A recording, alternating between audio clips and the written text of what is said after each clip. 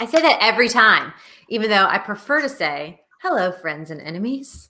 I hope you're all ready to get in the water weeds with us and the Fiery Cross, part 6 and 7, the ones in which Roger dies and the one in which Roger fries. I'm Beth, the host of Hangoutlander, which is a weekly recap show for Stars' Outlander. We've been recapping and chatting about Outlander since it was announced. It was coming to TV at our former home. That's normal. And now we're doing it right here at the Cool Table. Tonight, we are entering the beginning of the end of the Fiery Cross. Our book club discussion has been going now for 4 weeks, and we're finally hitting the downward slope of this novel's denouement. I am sure there are climaxes to come. Tonight, we'll be discussing two of the most pressing themes of this particular section. Why does Jamie want Roger to die, i.e. he sends him off alone in both sections, almost to his death, and the dangers of wilderness living. So what's up with my bitches? Say hey to Amy, because tonight it's just me and you, baby.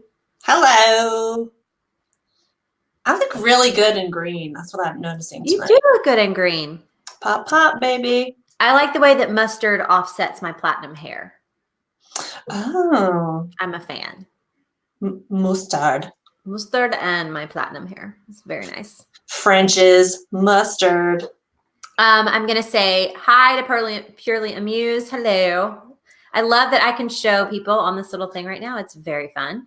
And if you guys are chatting with us, we don't have anybody monitoring Twitter right now. So it's best to chat with us on the YouTube chat. We can see you. We can pop up what you're saying occasionally. And I will check Twitter, but just kind of not as regularly because I have to refresh it and bleh. But yes, say hello to us there as well. Use the hashtag because tonight, Amy is giving away a one-of-a-kind. Look at this shit, Amy. It's so good. I was so bored watching Goop Lab. I decided in the middle of it, I'm going to design and make a cross stitch that says Ridge shit. And this is the perfect time to give away Ridge shit because there's a lot of Ridge shit in this. Yes, section 7 is full of Ridge shit. And Ridge shit forward. Yes. If you don't know what Ridge shit is, it's exactly what you think it is. It's the good stuff. It's Jamie and Claire sitting around straining stuff through muslin and trying to say sunflower oil bags. Exactly. Because you don't want soap that smells like suet, which is pig fat. Yep. It is. It's Purely Muse's favorite thing ever. I think she coined Ridge shit last year. Did. Thank you very much. We appreciate that one. Faith said hello. She recommended our channel on our website. Thank you. Hope there's a read along for the Lord John books after the end of season 5. Yikes. Maybe.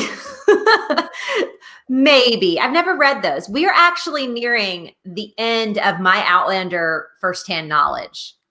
I've only read one Lord John book. I read the one where is it Percy? Is that his name? They fall in love. Yes. It's shady. I've only read that one. I've seen fan art of Percy and Lord John. That's how I know who Percy is. This is when I was going through my MMF phase, and I think I was hoping for a little bit more banging, and it just wasn't. I mean, you don't come to Diana really for the hot P and V or P and the B or whatever. Yeah, you don't. I mean, there's sexiness, but it's not. Yeah, it's a different kind of sexy. It's more cerebral sexy. Yeah. Than like not fluid sexy. It's not one-handed reading. Which is the worst thing I've ever said. I apologize to everybody. I'm red already. I've never done that. I mean, I will jerk off at like the drop of a hat, but I've never done it reading. Wow, you're missing out. I'm an early morning jerk offer and an evening reader, and they don't align. Well, I've essentially been a homeschool / stay-at-home mom for a long time. So this is helpful when you work from home and you're like struggling to get your day started and you're like, I know what I can go do real quick. Right. Anytime's party time when you're home alone. Yes. I apologize to everyone for this brief interlude. I hope my daughter never finds this, even though I want her to be sex positive. You know what, Ruby, you get yours. So maybe I hope she does find this. Yes, I'm teaching my children to be sex positive too. And last night, one of them who doesn't know what things are said we were playing a game. All the four of us were playing a game together. And she's my youngest. And she said, we were, fighting with each other, play fighting as we we're playing this game. And my youngest said, Dad just fingered all of us. Oh, dear. And we just all, like, Ryan's head went down. We all just, and we were like, nope. She meant he gave us all the finger. Remember that movie, Freddie Got Fingered? Yes. Yeah. I don't think I saw it. Well, but I remember the title. Yeah. We were dying laughing, and then I had to explain what it really was, and she wanted to die. So. Okay. How did you explain to your daughter what it was? I told her what it was. What words did you use? I said, oh gosh. I said, fingering is a sex act in which someone uses their hand on someone else's genitalia. Oh, that's pretty good. Well, yeah. Yeah, I like that. Yeah. While she, like, covered her head with her hands. Like, no. But I didn't want her to go to school and say, don't finger me or something like that to some kid who, like, gives her the finger. You know what I mean? My friend's kid keeps saying that's what she said after everything, but doesn't get what it is. And the mom had to have the talk because she was afraid that the teacher was going to say something like, oh, that's a big one you drew there. And he'd be like, that's what she said. Yeah. My kids have said that for a long time. They think that's really funny. They do know what it means.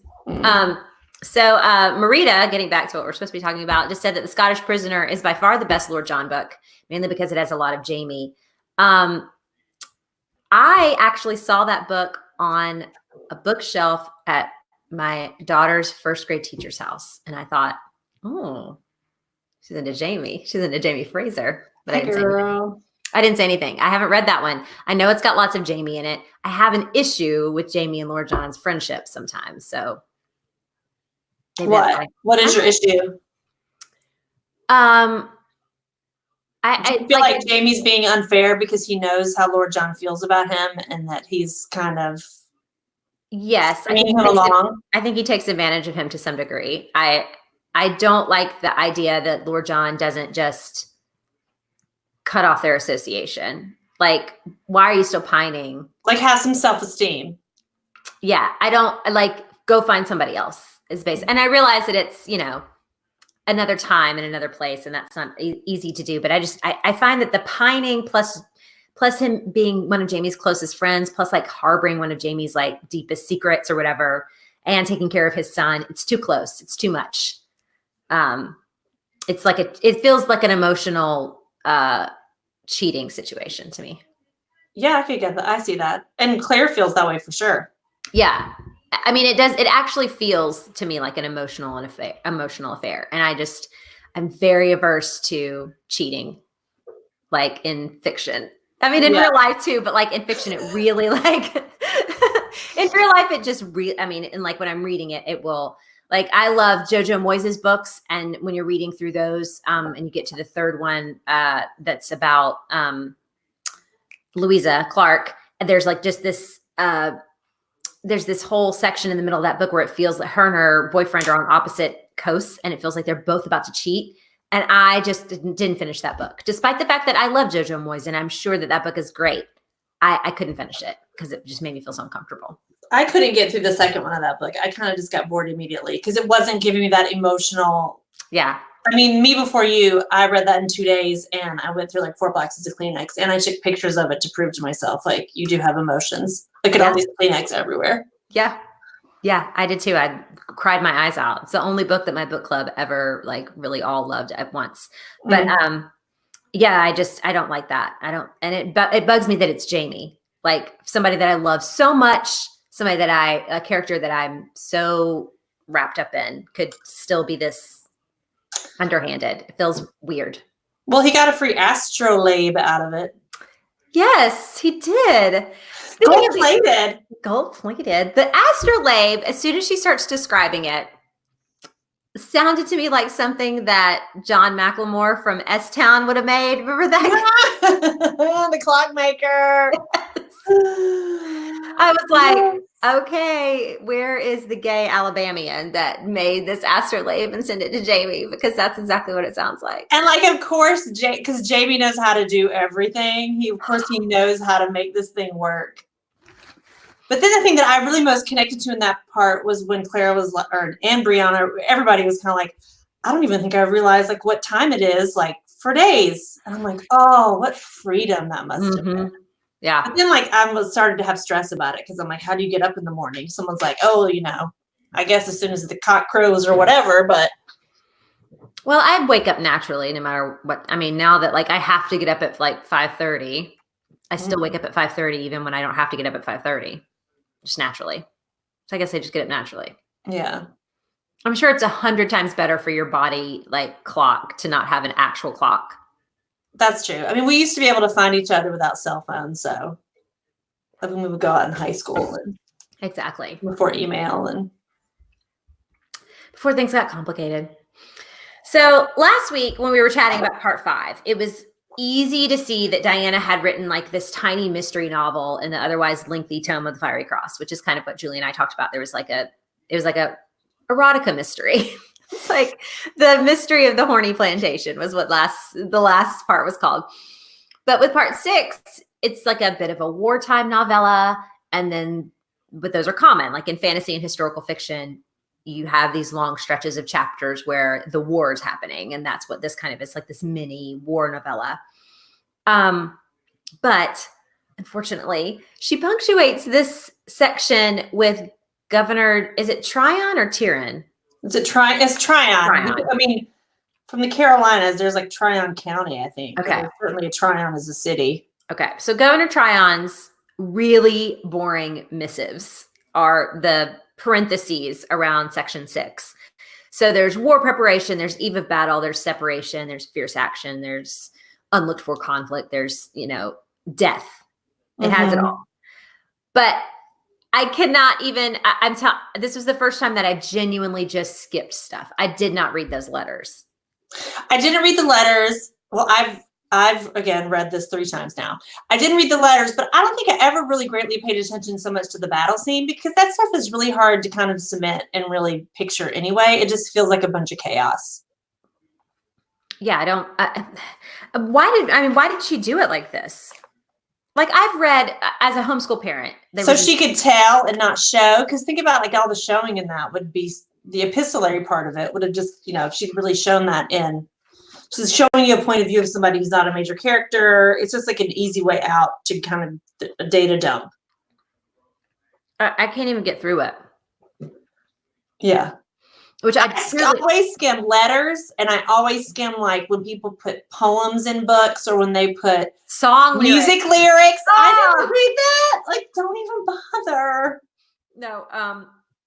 I work in the printing industry, so sure, put that in there because you use more paper and ink. But yeah, Sheila agrees with us. Right. Didn't read them the first time. Haven't read them in successive readings.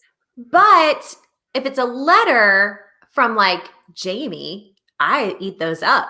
I want to know all of his thoughts. I do read those. Yeah, because you get his voice. I mean, I do love a good epistolary novel. Yeah, me too. I think I just read another romance novel that was full of emails. It was so good.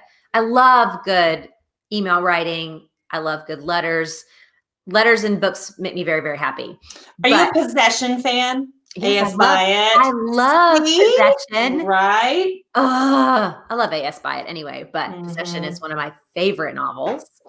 But yeah, the letters in this are just awful, and I can't understand why they are the parentheses to this section on war. I get it thematically. I get that she's trying to give us more information, but literally I read this section without that information and I still understand what happened in this section. Like it's totally unnecessary. Right. I feel like the only one that like made any sense is the last one, because I skimmed the last letter where he's like, Jamie was like, how are you going to write back to the crown about what happened here? It's going to be all victory and suppression of the insurgents and all that kind of stuff. And you're not even going to mention that you almost murdered a man that was innocent. And of course, his last letter is all, suppression of the insurgents and we won the war, we won this little thing or whatever. And it didn't mention that he almost killed a man. So that one was fit for me and was fine. But like all the rest of it, just quit doing that. I don't want to read that. Yeah. I like the parts of the battle that I'm interested in are Claire, sewing people up and all those gory details. But the battle itself, no. The guy's arm with the tendon that she had to find. Yes. I was into that. Digging around. Yes. I was just thinking about finding a tendon. Like I was thinking about like the little bit of a chicken breast that sticks out that you cut off, because it's gross and hard. Does everybody cut those out when they cook chicken? I don't cut that out. I do. No. The little white tendon that sticks out at the top of a chicken breast. You know what I'm talking about? No. I cut those off. I eat a lot of thighs. Well, first of all, I'm mostly pescatarian, so I don't have a lot of chicken cooking experience. But well, anywho, I cut them off, and they're so like springy and hard. Like they're just, just the thought of her doing that in a real person's body when it's covered in a ton of stuff, and she's just got to get in there. I was fascinated. I'm not grossed out by it at all. And she had to use silk. Yeah. And I loved it. So it would never disintegrate. Yeah. I just loved those little, that feels like, tangential. That feels tangentially ridge shit to me. I love that stuff. Yes, I agree. Just the discussion between like cat gut sutures and silk and like how it's going to heal and everything. I'm like, yes, give me more of that. Let's talk about capable Claire. Capable Claire makes me very, very happy. And who knew that cat gut had all of these uses, because it is also used in tennis string, and who knew that it was like also, it's just, who's the first person who discovered this? I'm interested to know. I did a deep dive on toilet paper, not on cat gut. Why is it cat gut? Why is it not other intestinal? Because I don't know, like a dead cat's the best kind of cat. I'm sorry, Meredith. I didn't mean that if you're listening. I like how you took a sip of your tea or whatever you're drinking, right? You said that. I'm so allergic to cats. I would never harm a cat in any way. I'm allergic, and they know it, and they never leave me alone. Yeah.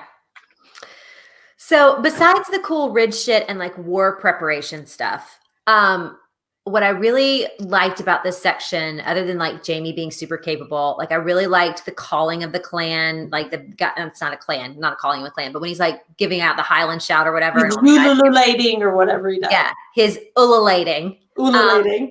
Yeah, I love that. I love how they just like bristle out and then they're back down or whatever. And I was cracking up because Jamie sends Roger on this mission for him, like to give Roger some sort of purpose, because he's not a warrior. So he sends him on this diplomatic mission to Herman Husband. And then later in the next section, he also sends him off to do something because he's incapable and he also almost dies. So I just thought that was like a cute little bit of like mirroring of Jamie sending him off to do stuff because Roger's feeling sorry for himself and Roger's still almost dying doing the easy shit. I feel like this section really showed that maybe Roger should have been the first stay-at-home father, that he's better doing more domesticated things. So if it requires like killing or finding your way or shooting something, like leave that to Brianna. Like he's a bumbler. Mm-hmm. And yeah, it's kind of like, well, what else is he going to do? So we'll just make him the messenger. Yeah. Like he's almost like, don't shoot the messenger unless you need to shoot the messenger, then shoot Roger. Yeah. Well, I mean, here's the thing. It starts out with Roger in this section. He is thinking all about himself. Again, Roger, this is in section 7, Roger grows and there's some growth and I end up not hating him by the end of section 7. But in section 6, he is sitting there with thinking about her dream journal. He's thinking about himself. And then he's like, Brianna better not be dreaming about sex with me anymore because we just had sex and I think she liked it and she better have liked it. But then it was also rough sex. And was she maybe thinking about Stephen Bonnet? And why would she be into rough sex? And what does that mean? He's terrible. He's terrible. And when he's like halfway through, her body started to respond. I'm like, halfway through? Like, Michelle just said he's a putz. I 100% agree. He's so obsessed with himself. Again, I've said this every week. We've had to talk about Roger being so selfish when you're in his head. He doesn't have, his thoughts are for himself only. Like here he is like thinking about off to this like eve of some sort of like maybe this battle, and all he can think about, it's in all of chapter 57 is about, whether or not she is satisfied so that he'll be satisfied, but he's not sure whether or not she was or not. He can't just give pleasure for pleasure's sake. Exactly. But he's also not willing. I feel like what you're saying is totally true, especially when is it Morag? How do you say that? Morag. Yeah. Well, I don't know. I'm saying Morag. When he approaches her and he doesn't get the reaction that he wants from her, which was basically like, let me bow down and kiss your feet because thank you so much for saving my life. He keeps pushing and pushing the point until he gets himself in trouble and then, hung by the neck. Yes. It's like, except when people, someone just said he's so insecure. Yes, have an insecurity in who you are to kind of accept the feedback that you're getting from other people. Yes. Dawn just said, is it because he's so insecure? And this is actually like hopping on my revelation today when I was reading, is that what I don't like about Roger and what is going to continue to just make it doesn't matter. I mean, I understand when other people do like the character. I do. But he is possessive of Brianna, but it does not come from an honest place. It comes from an insecure place. And so that insecurity is constantly like just rolling around in his mind and creating new scenarios that make him even more secure, that make him even more possessive, that make him make all of these horrible mistakes and really only be thinking about himself. And that type of possessive insecurity, even when it's not possessive, even when it's just insecurity, which always leads to possessiveness, that type of possessive insecurity leads to abuse, whether it's emotional, whether it's physical or mental, or whether it's just later on in chapter 7 where he just checks out. So he's just abandoning her for the, emotionally.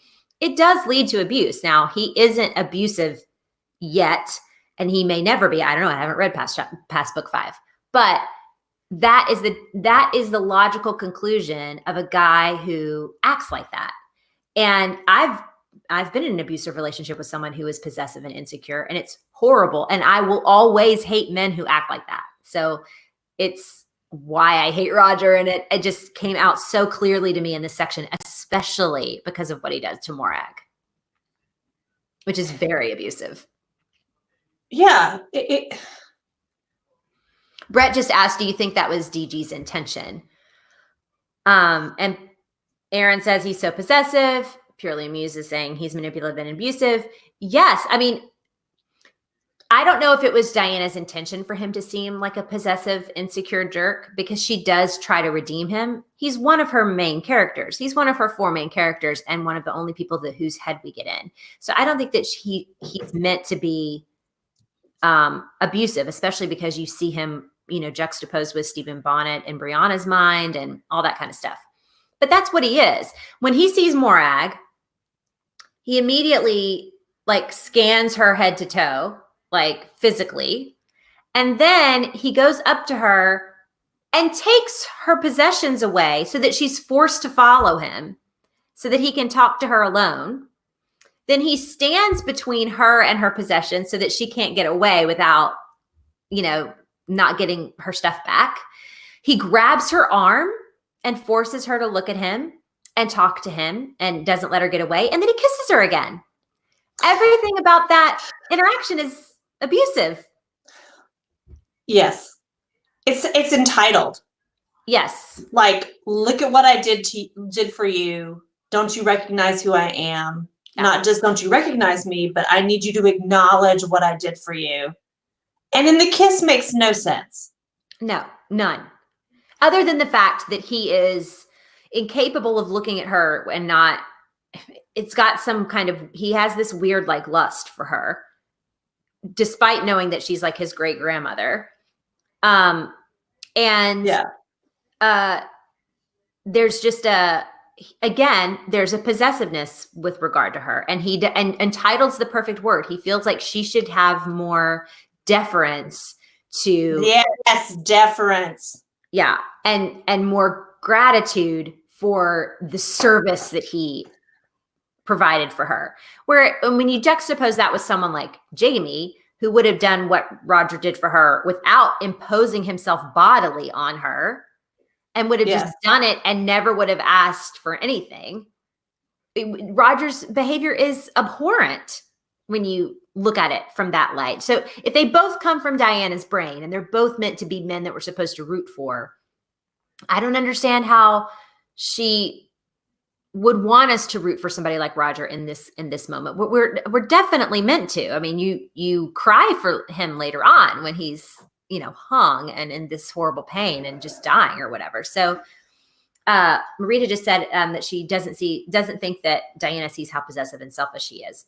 And Dawn says that part is so weird. And they try to, and please Outlander readers, correct me if I'm wrong. I feel like later in the book, they try to make it sound like it wasn't really a kiss on the lips. But maybe I'm totally misremembering that. But when Brianna finds out about it and she's like, you did what? And then that's all you really kind of get from it. Yeah. We never actually read his explanation. Yeah. And so there's no idea, there's no way of knowing what he told Brianna in that, what he wrote down or whatever. There's no way of knowing. I'm trying to find the part where But what kind of person in that moment and a battle's getting ready to happen, and then you come across someone whose life you saved, but is clearly kind of uncomfortable and trying to get away from you, that you would think now's the time to just lay one on her as a sign of tenderness or whatever he does. It's just weird. It makes no sense. I know. It says that he's gripping her hand hard, right? Pulling her toward him, overcome with the need somehow to protect her and her children. He had saved them once, he could do it again. So he's trying to get them to leave, right? But she's trying to jerk away from you. How is he not reading the signs of this woman's, and he thinks that she's lying, right? Because he thinks that she's lying about her husband being nearby.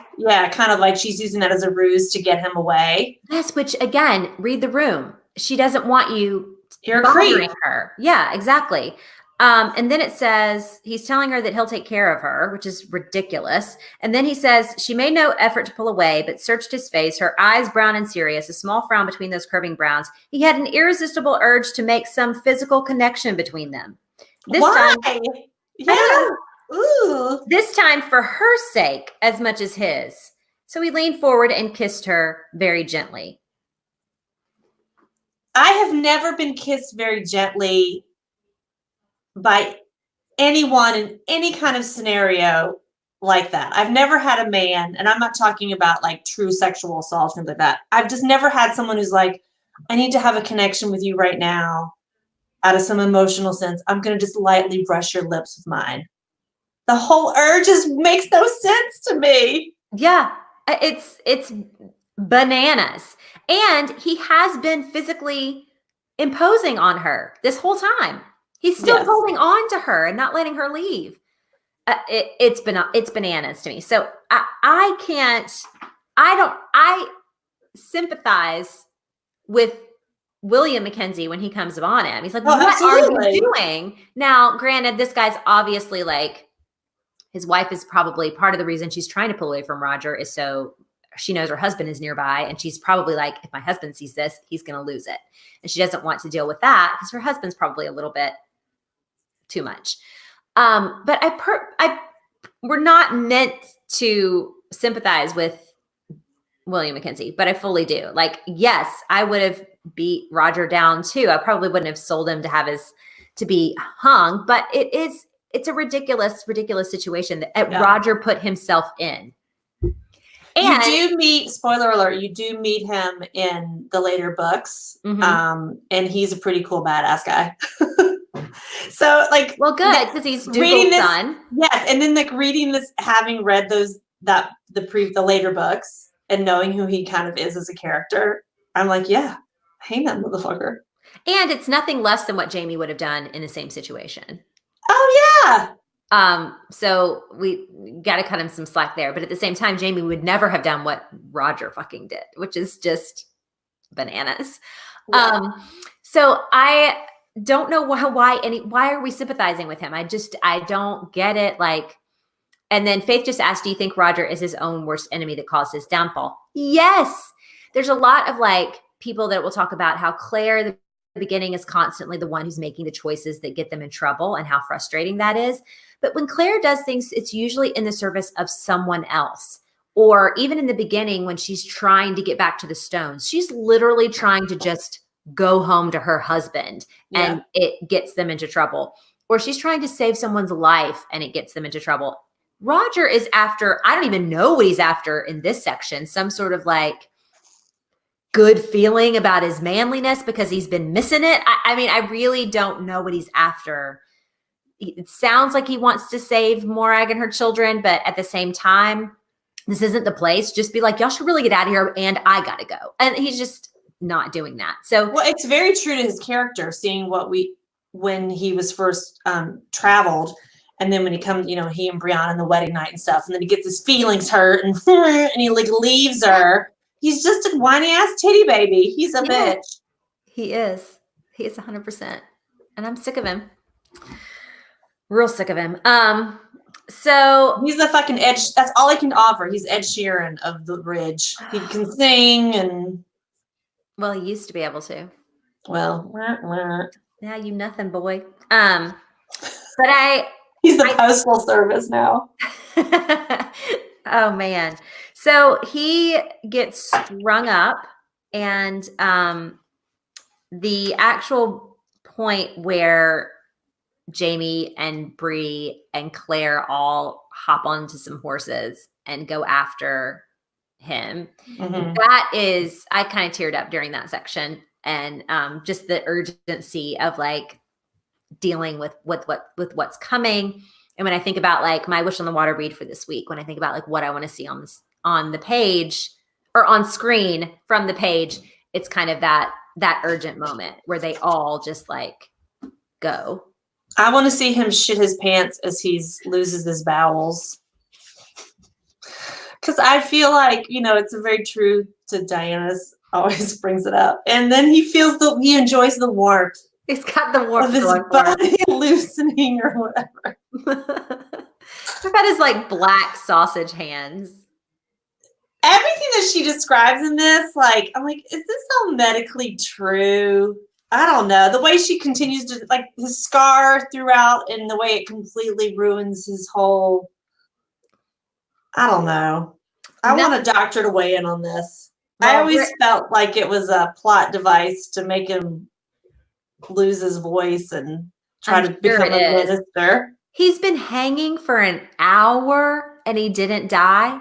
Yeah. Just because it was a new rope and he got a finger or two under there. I'm not sure about that. That sounds like that's not ever. I mean, it's hard for me to remember if I do remember this from other books about the rope, but it could be just from Diana books about the rope. Like, I feel like we talked about hanging a lot. So I don't know if I read it in another series. But you definitely want like old rope. Probably is just a Diana thing. No, she repeats things over and over again. With alacrity. She said alacrity again in this section. Piccalilli was in this section. They had Piccalilli relish, and Piccalilli was from section 1. But yeah, she repeats things a lot. But I have read other books where like a hanging hasn't gone well. Like the neck didn't break, so a person didn't die, but they weren't hanging there for an hour, and whole ass hour. Right.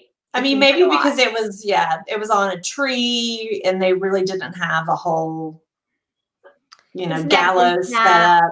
His toes were kind of touching the ground because it says something about like his feet were dragging. It makes me think about that scene in 12 Years a Slave where your toes can barely touch the ground and you just have to, awful. Yes.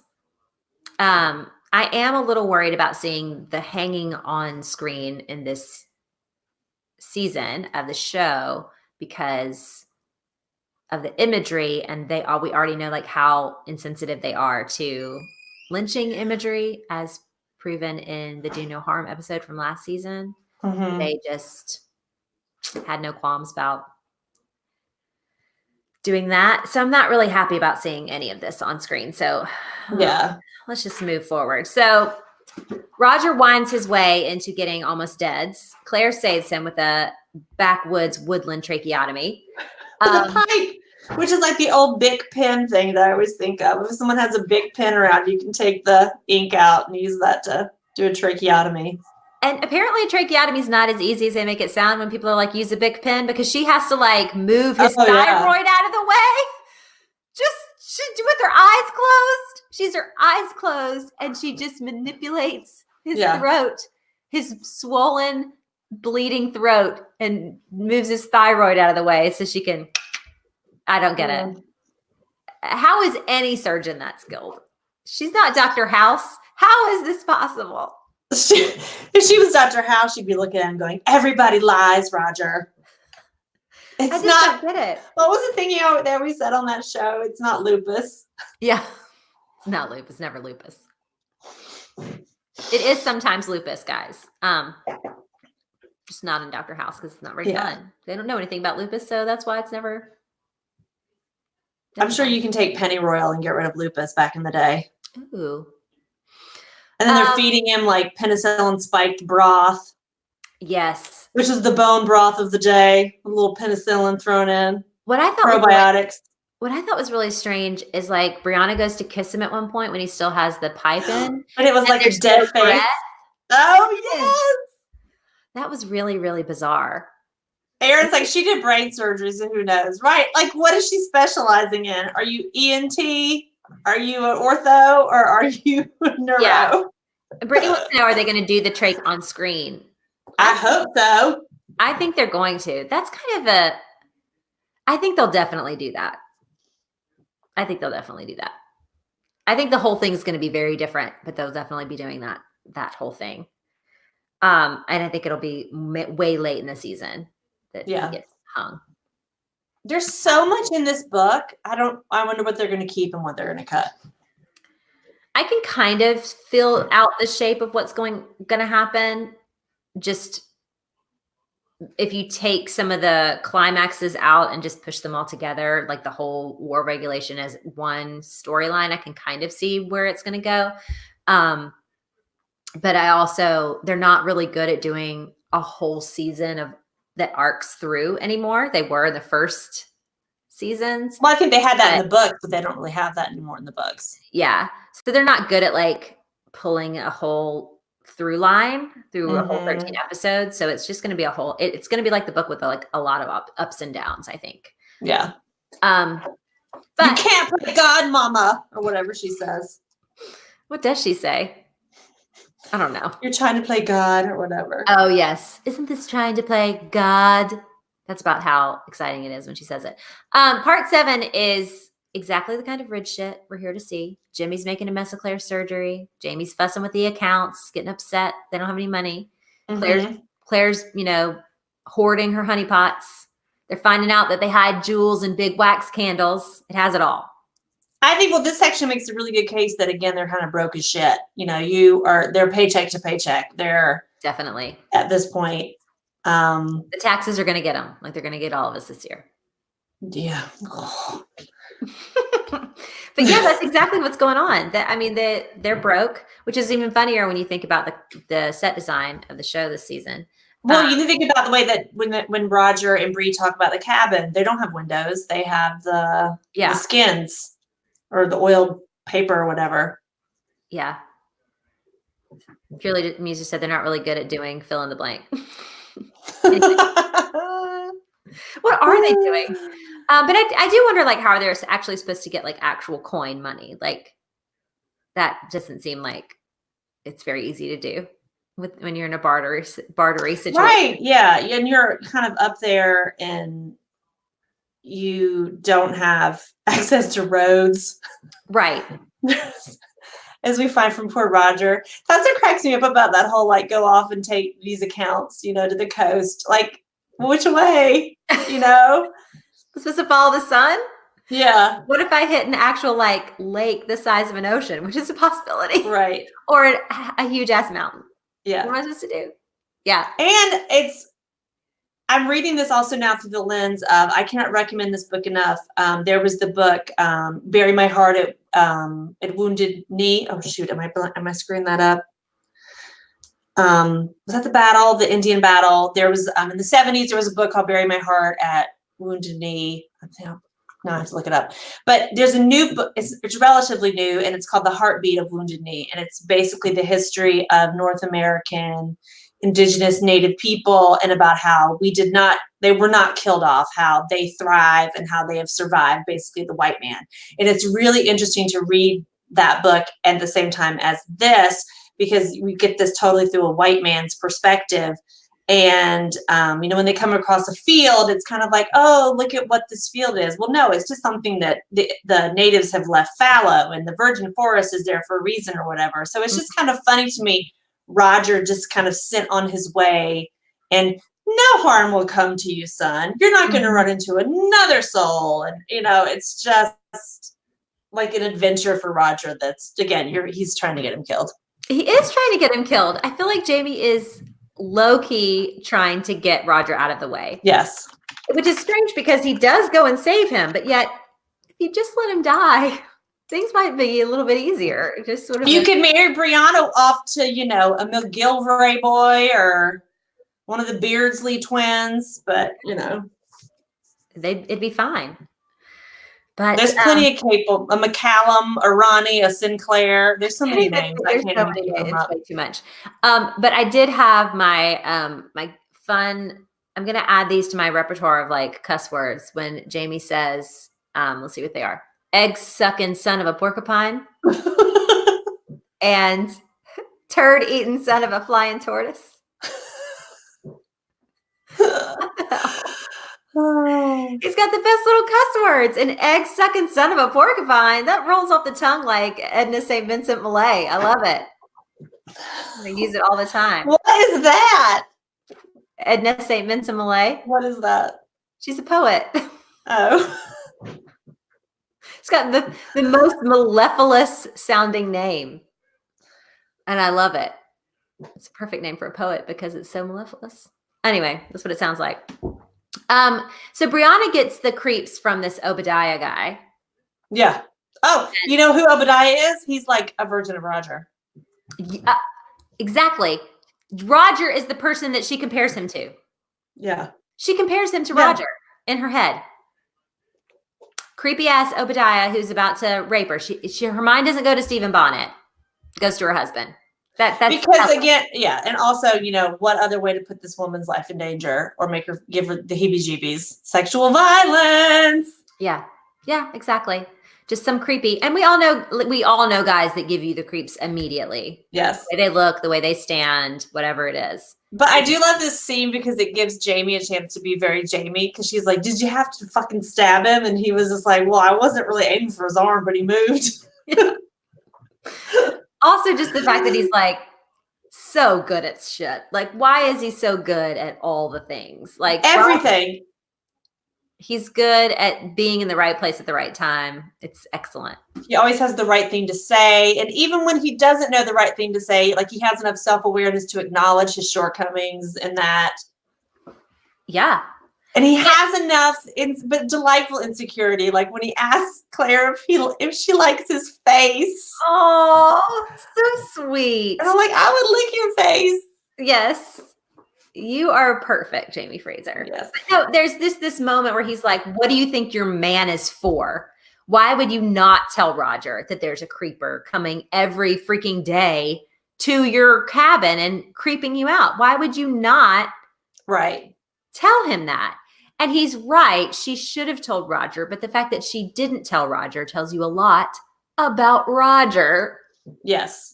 I do, in Roger's defense, a little bit there. I do understand her trepidation at that as someone who's been the victim of a rape, and you don't know people's reaction to, right. And again, it's Roger. I mean, it's your husband. You should be able to trust him, but I'm sure that you have this in the back of your head of like, how many times are they going to think I'm lying, that this always happens to me, Yeah. I don't want to make a mountain out of a molehill. I don't want to embarrass this person who's probably perfectly normal and I'm overreacting and all right. Yeah. I get it. But at the Yeah. same time, like, I 100% tell Ryan when I think somebody's creepy. Like, why would I not tell him? Like, he should just know Right. that guy's a creep. Like, you know, Yeah. or whatever. But I do love that scene. I love him telling her that she needs to let Roger have his pride, even with, you know, things that she thinks are not worth his time or whatever. But then again, would Roger have done anything? If that particular, Well, he doesn't know how to fight. I mean, what would he go up to the guy and like, let's do or pretend that we're in West Side Story and like I'm a jet and you're a shark and we're gonna have like a dance off. That would be great. Actually, I really want to see that. That is what this show needs, a little bit more musical numbers. It needs to be a little bit more Hamilton. And well, you know, there is an Outlander musical. There is? Oh, Amy. Yes. I feel like y'all shield me from some of this stuff. Outlander, the musical, is definitely a thing. I've never listened to any of the music. I have never seen it, but I have seen the guy who plays Jamie Fraser. When was this happen? When was this? It was the mid 20 teens. No, not even the mid 20 teens, because that's when the show came out. Like 2010 ish. Okay. We'll have to find it. Aaron just said what we need a review. I'll see what I can find online. And is there a book? Like, don't they call that a book or whatever? Yeah. Yeah. Is there a score in a book for this? I'm sure there is. I wonder if it's like that Love Never Dies musical, which Andrew Lloyd Webber wrote, is the sequel to Phantom of the Opera, and it's so bad that it never got off Broadway. Like what was the one that Love Changes Everything is from? What's that one from? That's like an Andrew Lloyd Webber that went totally kaput. The one where they're on roller skates? No, not Starlight Express. I don't know. Love changes everything. How you live and how you die. No, it's I bet it's Love Changes Everything. From Aspects of Love. That was another musical. Never heard of it. Never heard of it. Okay. Claire tells Brianna in this section also that Jamie knows what he is. He's a man. Oh. And that's no small thing to be. Yes.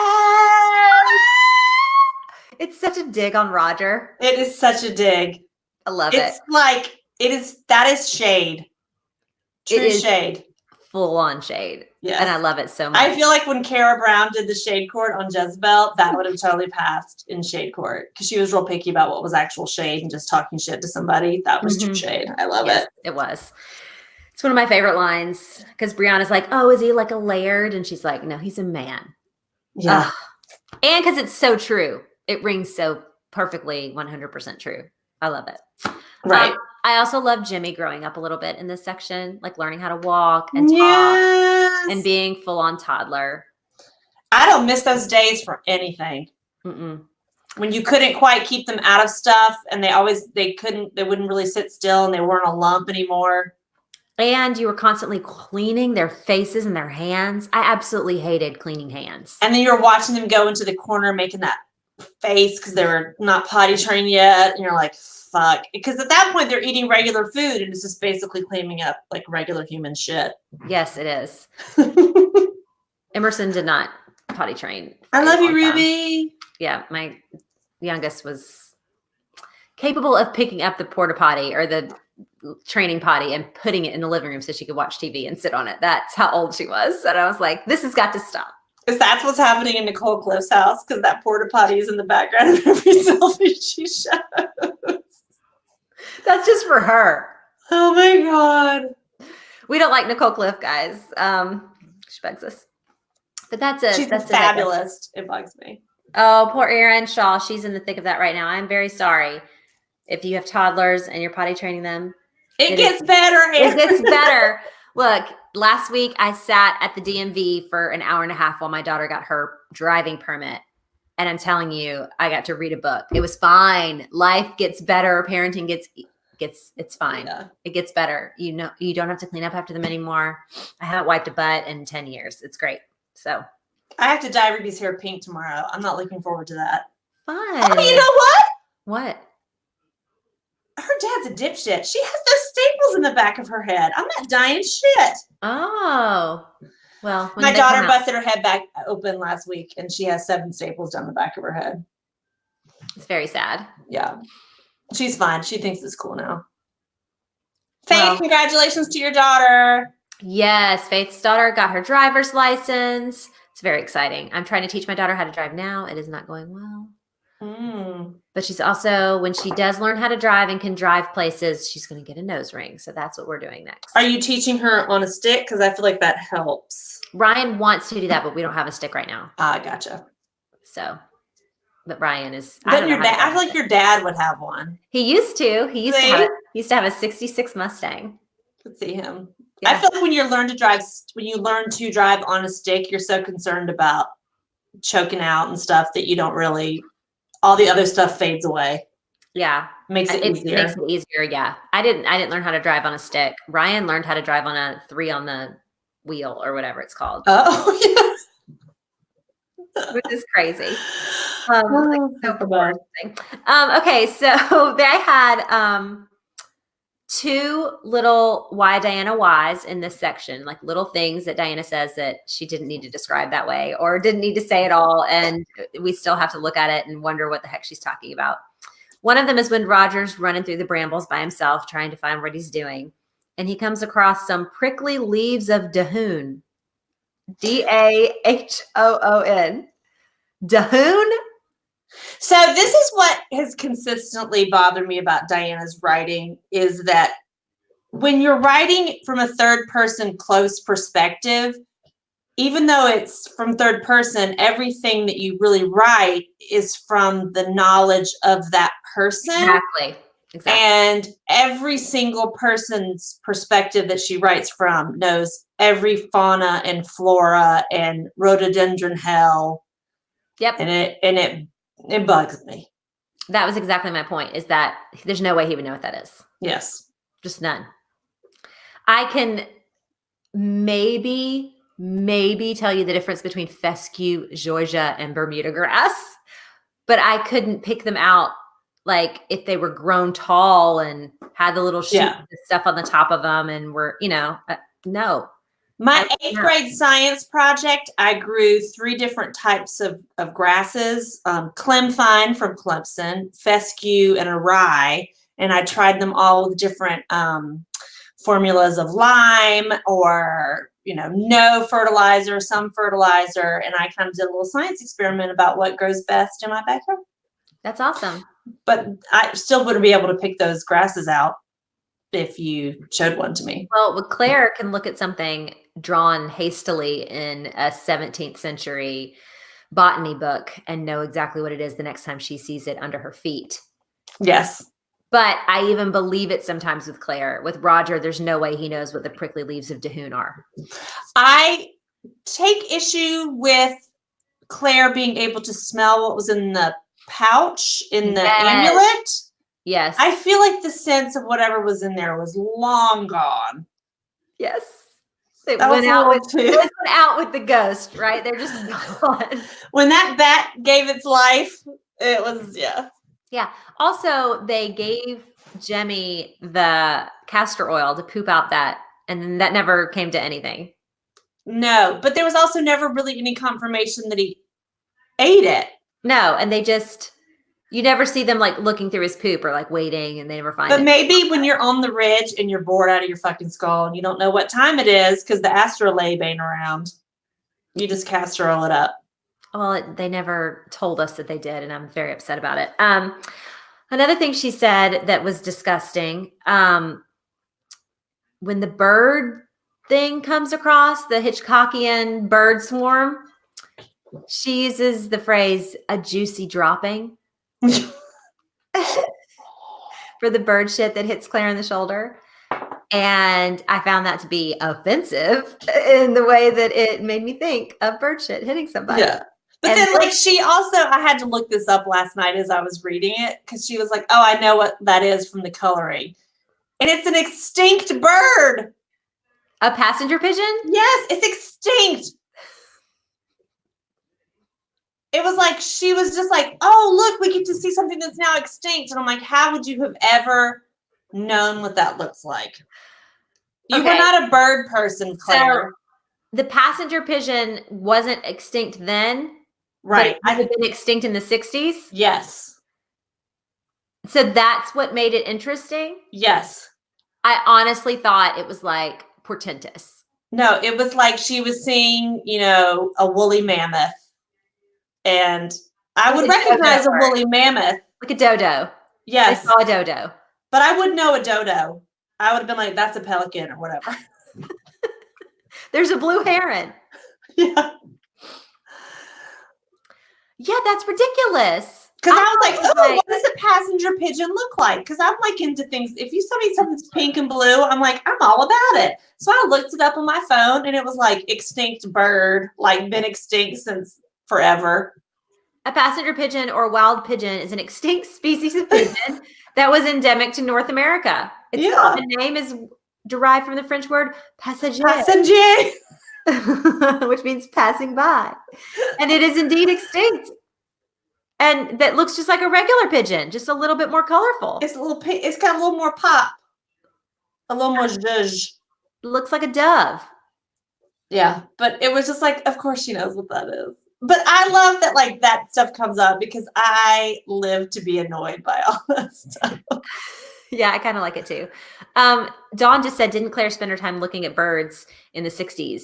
Did she? Opening scene with Kid Brianna. Yeah, she has that bird that visits her on her window. And I think Dawn should take that Outlander quiz you were talking about because it sounds like she has some deep dive knowledge. Yes. And guys, I don't want to give a whole lot of more ad revenue to the Scotsman with their 20 question impossible Outlander quiz, which was mostly about stuff that happened on the shows. It was like, what color was Frank's tie at this particular scene? It was really stupid, but I got a 9 out of 20. So go forth and wreak havoc and take that quiz. But yeah, that was, that part was gross. I don't think that it's possible for birds to swarm like that and make a noise that would scare people in that particular way. And then, well, it's kind of like, well, what now? Exactly. There has to be some drama. Yes. Like lightning hitting a tree that they're right underneath and they killing the bear that they've been looking for. Ridiculous. Yeah. Which they just kind of like, she brushed over that so quickly in like 2 sentences. There was the charred body in the middle of the stump. So much going on with like Roger's butthurt feelings, but like Jamie and Claire almost get hit by lightning and it's just like over really quickly. Well, because they keep saying that the bear is white, I keep thinking that the Dharma Initiative was somehow back in the day, back there with its polar bears. Oh, yeah. Are you not a Lost viewer? No, I didn't watch it. That's from Lost. I know what it's about, but I didn't watch it. Marita just said that Tony Graffi is obsessed with birds, so we're definitely going to see this on the show, and I don't need to see it.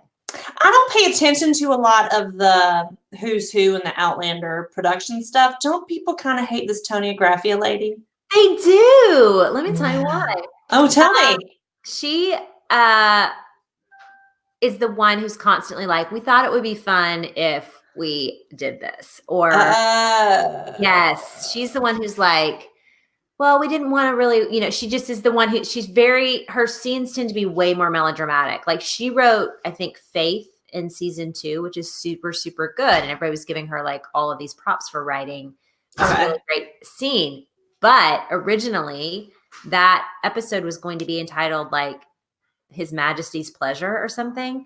And it was going to be all about the drama of her oiling up Louie's dick to just stick it in her for 2 pumps and pumps. Yeah. Oh, it was going to be about the drama of getting Jamie out of the Bastille and all of this other stuff instead of the, protracted amount of grieving we got with Faith and all of that, which is so, so, so good. So yeah, she's just into melodrama. And I mean, like, I don't really want to say this, but like her other writing credits are Dr. Quinn, Medicine Woman. So say no more. There you go. There you go. So yeah, everybody's super into Tony. Let's just throw it out there. So anyway, Faith says, if you liked Lost, I highly recommend the show Dark on Netflix. Thanks, Faith. Let me throw that up there. Now that I'm done with Goop Lab, oh good, I have time to watch some other stuff. Everybody's saying Matt's the worst. He is. Matt, I think, is good with someone telling him what to do. He wrote really great episodes like The Reckoning and things like that, but they need a showrunner who reins them in. And without Ron, he runs wild. Yeah, what I think is happening.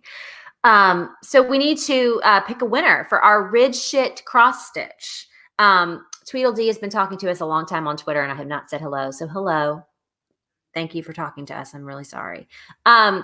I'm trying to see if anybody else is on there and not on here. I think everybody else that I see is on with us on YouTube as well. So we just need to pick a winner. I think our winner should be Faith. Oh! Just talk to us about that. She's got all kinds of good information. Faith, you win Ridge Shit. So email Beth at thecooltable.com or DM us on Twitter. So it's at and then at thecooltable.com. Beth at thecooltable.com. And give us your address and stuff, and Amy will send that on to you. Yay, you want some Ridge Shit. Ridge Shit cross stitch. So, and to thank Purely Amused for giving us the original Ridge Shit. She doesn't have to worry. I have already started making her one for free. Yes, she did coin the phrase. So thanks for being here with us for Hangoutlander. Next week is parts 8 and 9. We are finishing the novel next week. Yay. It only took us 5 weeks to read what originally took me a year and a half, which is amazing. I'm still right in the middle of the last one. What's the final one called? Moby. Oh, I haven't even gotten that far. So originally we planned to take a week off from Hangoutlander before the show started. So we'll be doing Hangoutlanders with every show, but I promised on Twitter that I would have a Roger Mack showdown, especially since I have really come to dislike him. I still need an actual Roger fan. So there have been a lot of people that have told me that they like Roger in the book and they don't like him on the show. I need somebody who likes him on the show to come on live with me as mediator, and somebody who doesn't like Roger on the show and duke it out. So we might be doing that the week after next week. So in 2 weeks between when the show starts and when we finish the book. What's the what are the people that love that actor? What's their little group called? The rank and file. You need to get into those people and find your adversary. As long as they aren't engaged in trollish behavior and they're going to be chill about it, that's fine. They're not chill. I don't know for sure that they are. I don't know enough about the fandom to know. So if anybody has any suggestions of a Roger show fan who would be happy to be on screen and duke it out about Roger Mack in 2 weeks, send them my way on Twitter. Can they bring a PowerPoint presentation? They may not. I will be mediating this with visual aids. No graphics. I do not approve of graphics. I don't want you to tell me that Roger is hot. I don't think Rick Rankin is hot, so I'm not going to go there. I think he is hot. I think that he is not styled well on this show. Chunky knits and a really bad wig don't work for that guy. And he's one of the few people who don't look good in a beard. Yeah, he doesn't. Yeah. He's not a sexy pirate, which is what Diana, gave us. So I'm just not into it. Anyway, I'll mediate. I will not be anti-Roger in this discussion. I'm going to let other people duke it out, and I will ask them good questions. They will have to have good answers. So make a mini quiz to see who's the biggest fan. I'm telling you, I don't think any Roger fans follow us. So when I said that I would do this, a bunch of Roger haters came out of the woodwork and were like, I hate Roger. And I was like, I'm with you. But nobody, or then there were people that were like, I like book Roger and not show Roger. I need a show Roger fan. Come on, guys. Well, let's start a hateration in this dancery. We don't need like pro Roger. Just pile on. I wanted to have the conversation. Somebody should be able to prove that he's good on the show. Well, I do feel like in debate, you were given a position regardless of your personal feelings. So maybe we need to find someone who's a good debater who can be pro Roger, but not necessarily could bring the points and debate. Dawn's like, good luck. It's going to be an uphill battle, I think. It really is. They really did him dirty in season 4. So we'll see. All right, guys. Thank you so much for joining us. We will see you next week for the end of this truly gigantic tome. Thanks for joining us. We really appreciate it. Bye. Election 2020.